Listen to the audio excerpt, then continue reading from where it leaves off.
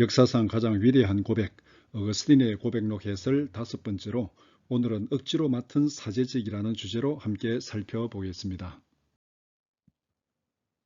어거스틴이 영적 전쟁터로 떠밀려 들어가다. 390년 말에 어거스틴은 타가스테를 떠나 히포로 갔습니다. 참된 종교라는 책의 집필을 끝낸 어거스틴은 타가스테를 떠나 북쪽으로 거의 80km 정도 떨어진 히포라는 항구 도시로 갔습니다. 히포는 오늘날 알제리의 하바나 지역입니다. 어거스틴이 히포로 여행한 이유는 교우들과 함께 살 수 있는 수도원을 지을 만한 부지를 찾기 위함이었습니다.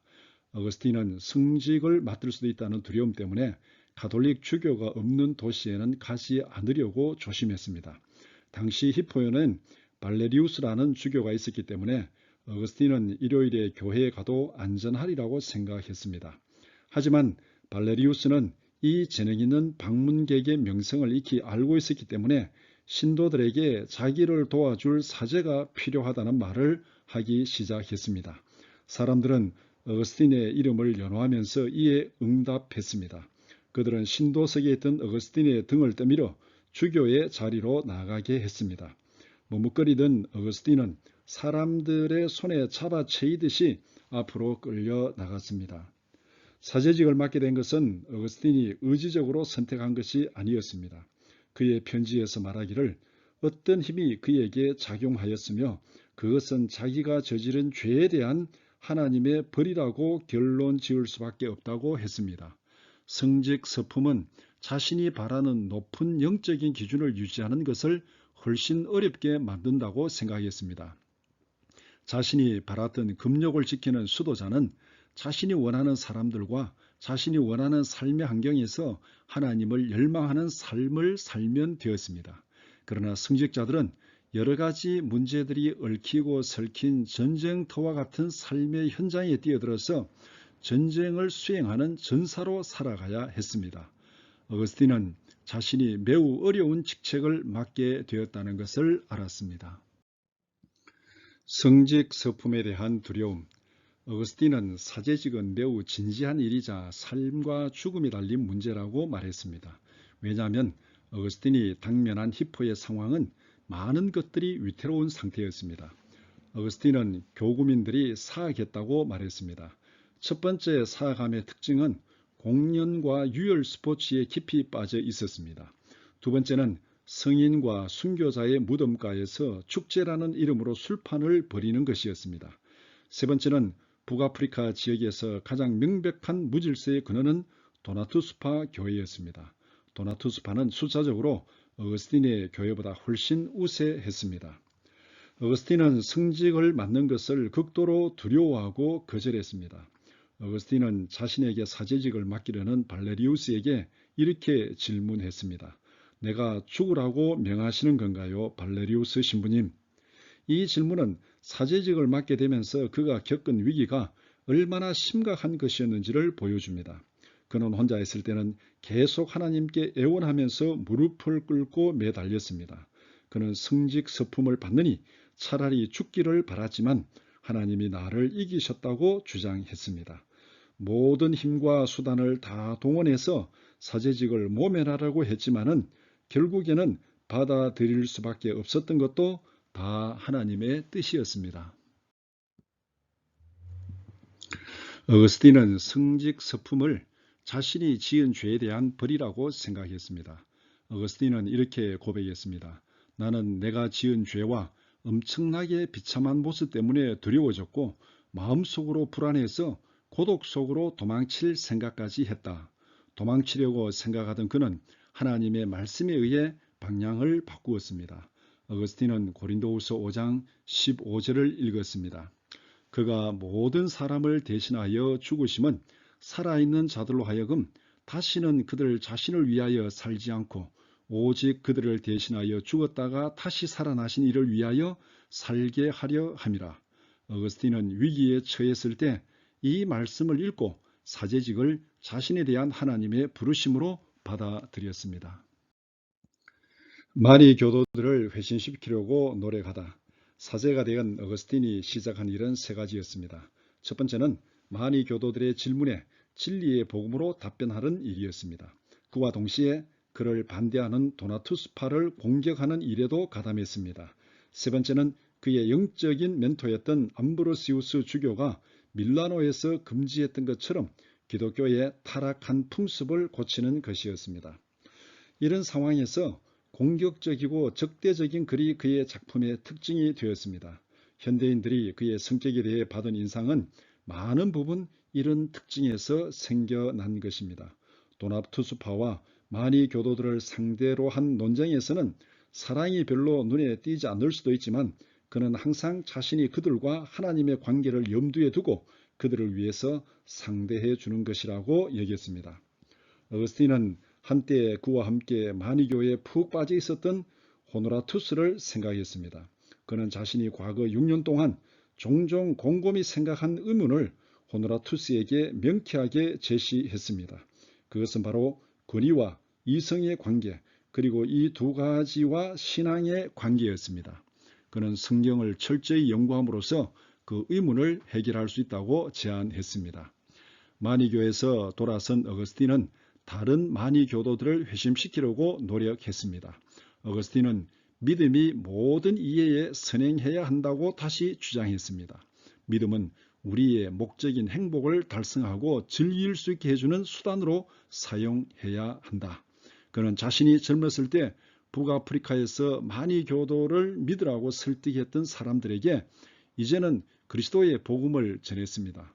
호노라투스에게 보낸 편지와 두 개의 영혼에 관하여라는 책은 모두 마음이 흔들리고 있는 다른 마니 교도들에게 보내기 위해 필사된 글이었습니다. 마니 교도와의 공개 토론. 어거스틴은 마니 교의 사제인 포르투나투스와 논쟁을 하게 되었습니다. 어거스틴이 카르타고에 처음 갔을 때 마니 교도인 포르투나투스를 알게 되었고 현재 그는 마니 교의 사제였습니다. 392년 8월 28일 토요일 이들의 논쟁을 참관하기 위해 히포의 소시우스 목욕탕에 청중들이 모였습니다. 어거스틴은 바로 얼마 전에 호노라투스를 위해 그리고 두 개의 영혼에 관하여라는 책을 쓰면서 마니 교도들과의 토론을 위한 준비가 되어 있었습니다. 어거스틴은 두 개의 영혼에 관하여라는 책에 쓴 것처럼 자신이 한때는 마니 교도였지만 전부 잘못된 실수였기 때문에 그 종교를 이제 믿지 않는다는 말로 토론을 시작했습니다. 토론의 내용은 악의 속성, 영혼과 죄의 속성, 만약 하나님이 악과 관련이 없는 분이라면 왜 악이 생기도록 방치했을까라는 세 가지 중요한 사안을 다루었습니다. 포르투나투스는 이런 문제들을 얼버무리면서 넘어가려고 했지만 어거스틴의 주장은 근거가 충분했습니다. 어거스틴은 죄는 언제나 본인이 선택한 것이라고 주장했습니다. 따라서 하나님의 죄를 벌하는 것은 언제나 정당하며 우리는 자기가 받는 벌에 대한 책임이 있습니다.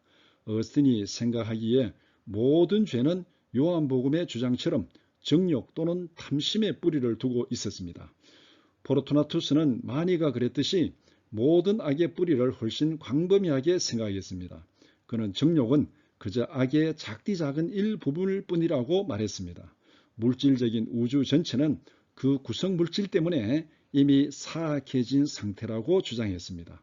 우리의 육체적 본성과 성생활, 그 악마적인 욕구도 마찬가지라고 주장했습니다.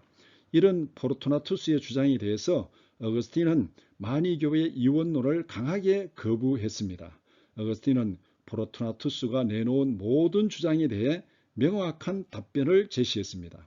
육신의 생각과 죄의 법에 대해 말하자면 그것들은 적대적인 물질이 아니라 육체적인 습관을 가리키는 말뿐입니다. 우리의 영혼은 아담에게서 물려받은 것이고 따라서 이 영혼도 아담의 영혼처럼 죄를 짓기 쉽습니다. 중요한 사실은 습관은 물질이 아니라는 것입니다. 어거스틴이 밀라노의 정원에서 습관의 사슬을 깨기로 결심한 것처럼 우리는 언제든 습관을 버리거나 나쁜 습관을 좋은 습관으로 대체할 수 있습니다. 어거스틴은 포르투나투스의 선택적인 성경 인용에 맞서면서 그것을 정확한 맥락으로 다시 제시했습니다. 어거스틴은 포르투나투스의 주장에 예리한 질문을 던졌습니다. 결국에는 포르투나투스는 이런 말로 토론을 끝냈습니다. 그렇다면 내가 대체 무슨 말을 해야 할까요? 포르투나투스는 어거스틴과의 토론에서 완전히 패배했습니다. 어거스틴은 포르투나투스에게 기독교의 복음과 믿음에 대해서 자세히 설명하기까지 했습니다. 어거스틴은 포르투나투스가 가톨릭 교도가 되지 않았지만 그래도 히포를 떠나기는 했다는 것을 30년이 지난 뒤까지 기억하고 있었습니다. 포르투나투스가 떠난 것은 공개적으로 망신을 당했기 때문입니다. 반면 어거스틴은 토론에서 승리 덕분에 찬사와 대중의 신뢰를 받았습니다. 타락한 풍습의 개혁. 어거스틴은 이제 이기느냐 지느냐 하는 다툼처럼 벌어진 공개 토론에서 자신이 토론의 달인임을 증명했습니다. 어거스틴이 이긴 것은 그가 젊은 시절에 수사학적인 논쟁자로 고도의 훈련을 받은 유일한 사제이며 만이교의 내부 사정을 알고 있었으며 지난 4년 동안 그들의 오류를 공격하는 책을 써왔기 때문입니다. 어거스틴에게 주어진 또 다른 과제는 기독교 신도들의 잘못된 풍습을 고치는 것이었습니다. 어거스틴은 392년 가을부터 393년 여름 사이에 불확실한 어느 시점에 매우 지위가 높은 카르타고의 주교 아우렐리우스에게 받은 편지에 답장을 하였습니다. 어거스틴은 아프리카 교회에서 참고 있는 육체의 불경스러움과 경건하지 못한 부분을 교회위원회의 근엄한 콸과 아우렐리우스의 주교로서의 권위로 치유해야 한다고 제안했습니다. 북아프리카에서 가장 인기 있는 기독교 순교자를 숭배하는 일과 죽은 가족의 무덤가에서 그들을 기리는 일을 일소해달라고 아우렐리우스에게 청원했습니다. 평범한 신자들에게 그것은 교회의 공적인 일과 벗어난 야간 데이트였습니다. 그곳에서는 포도주를 자유롭게 마셨습니다. 날이 어두워지면서 남녀가 분별 없이 마구잡이로 뒤섞여서 악기의 반주에 맞추어서 노래하며 춤을 추었습니다. 이것은 그리스도 교도들이 밤에 클럽에 모여 밤새 술을 마시며 노는 것과 매우 흡사한 일이었습니다. 이런 행사가 결국에는 술주정과 추문과 추잡한 노래로 타락하는 것은 불가피한 일이었습니다. 어거스틴은 순교자를 기리는 소란스러운 축제를 금지해야 한다고 제안했습니다. 어거스틴은 단지 음주로 인한 잘못된 행동만을 목표로 하지 않았습니다. 그는 이러한 음주 파티가 신석 모동 행위라고 주장했습니다. 어거스틴이 이렇게 강경한 의견을 갖게 된 것은 성경 말씀에 근거한 것이었습니다. 로마서 13장 13절에서 14절 낮에와 같이 단정히 행하고 방탕하거나 술 취하지 말며 음란하거나 호색하지 말며 다투거나 시기하지 말고 오직 주 예수 그리스도로 옷 입고 정욕을 위하여 육신의 일을 도모하지 말라. 이 말씀은 어거스틴이 6년 전 밀라노의 정원에서 회심하기 전에 매우 운명적으로 읽었던 바로 그 말씀이었습니다. 히포의 기독교인들은 매년 5월 2일부터 4일까지 순교자로 기억된 레온티우스 주교를 위한 환희의 날을 기렸습니다. 환희의 축제에는 일상적인 음주와 잔치가 포함되었지만 어거스틴과 발레리우스는 395년 봄에 이제부터 그 행사를 열지 않겠다고 공포했습니다. 이 공표는 처음부터 소란스러운 반응을 불러일으켰습니다. 어거스틴에게 반박하는 냉정한 집단은 불평을 늘어놓으면서 항의했지만 어거스틴의 훌륭한 설교가 그들을 감동시켜 다들 눈물을 엄청나게 쏟았습니다. 그들은 자신들이 오랫동안 즐겨온 신성을 더럽히는 기념잔치 때문에 울었습니다. 이렇게 해서 어거스틴은 히포에서 성도들의 타락한 풍습을 고치는 데도 성공하였습니다. 도나투스파 그리스도 교도들과의 싸움. 도나투스파에 맞서기 위해 어거스틴의 교회에서는 독창자들이 찬송가를 불렀습니다. 도나투스파가 히포에 있는 교회에서 노래를 부를 때마다 근처에 있는 어거스틴의 교회에서도 그들의 노래소리가 들렸습니다. 어거스틴이 만든 찬송가는 계속해서 평화와 통합을 요구하면서 과거의 잘못은 분립된 양쪽 모두에게 있다는 사실까지 인정했습니다. 하지만 어거스틴은 도나투스파가 자신들 쪽이 순수한 교회, 때묻지 않는 성인들의 집단이라고 주장하는 것은 잘못이라고 말했습니다. 그의 찬송가에 담긴 통합과 평화에 대한 간청에도 불구하고 어거스틴은 최초의 도나투스파가 그들을 악마의 손에 넘겼다고 말했습니다. 그들을 따르는 자들은 오만과 위선과 근거 없는 비난이라는 죄를 짓고 있었습니다. 오만은 그들을 역병의 자리에 묶어놓는데 이는 오늘날 시편 1편 번역에 나오는 오만한 자들의 자리를 뜻합니다. 도나투스파는 이 구절을 가톨릭 교도들을 공격할 때 사용했었습니다. 그러나 어거스틴의 찬송가는 이 공격을 다시 그들 자신을 겨누게 했습니다. 제 세례는 가톨릭 교회의 세례는 무효임을 주장하는 용납할 수 없는 행위라고 가르쳤습니다. 이 지역에서 확고하게 자리 잡은 도나투스파 주교를 상대하고 있는 어거스틴은 기껏해야 최근에 서품받은 사제일 뿐이라는 사실을 기억하는 것은 꽤 힘든 일이었습니다. 어거스틴은 신도들을 진리로 설득하였습니다. 어거스틴은 자기 그리스도교인 상관들처럼 도나투스파가 그리스도교 공동체를 분열시키고 내세에서 구원받을 것이라는 신도들의 희망을 망쳐놓은 신성 모독적인 분리론자들이라고 굳게 믿게 했습니다. 마무리하겠습니다. 어거스틴은 다른 사람들은 대부분 실패할 만한 부분에서 성공을 거두었습니다. 오랫동안 감정적이고 즉흥적인 수사 훈련을 한 것과 자신이 믿는 이유에 대해 엄청난 개인적 노력을 쏟은 것이 이 일에 큰 도움이 되었습니다.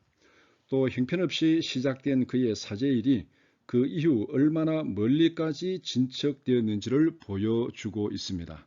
그는 이제 문제가 생겼을 때 성경 구절을 어떻게 활용해야 하는지를 알게 되었습니다.